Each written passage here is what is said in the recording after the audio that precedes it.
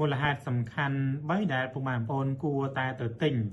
ចន្ទទ្រព្យនៅប្រទេសស៊ីបឬក៏ប្រទេសCyprus ដើម្បីបានស៊ើបនៅជាចន្ទៃទាំងគ្រួសារជាជាងការទៅទិញចន្ទទ្រព្យនៅប្រទេសមួយចំនួននៅ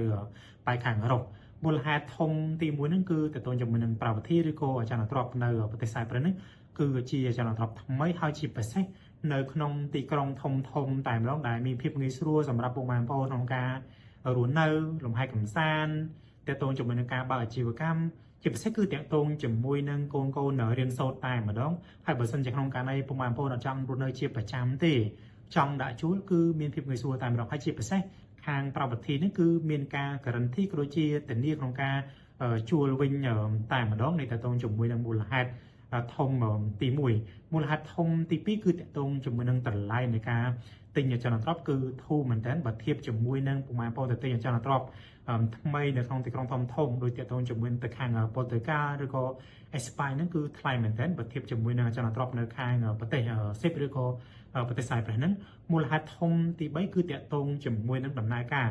ដែលយើងស្នើសុំសិទ្ធិនៅជាចន្ទៃហ្នឹង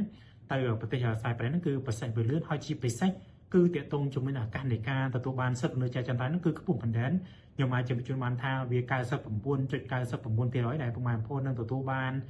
សិទ្ធិនៅជាចន្ទៃតាមរយៈការទិញចន្ទទ្រព្យនៅប្រទេសCyprusហ្នឹងអញ្ចឹងបើសិនក្នុងករណីពុកម៉ែបងប្អូនចង់ជជែកសួរនាំលម្អិត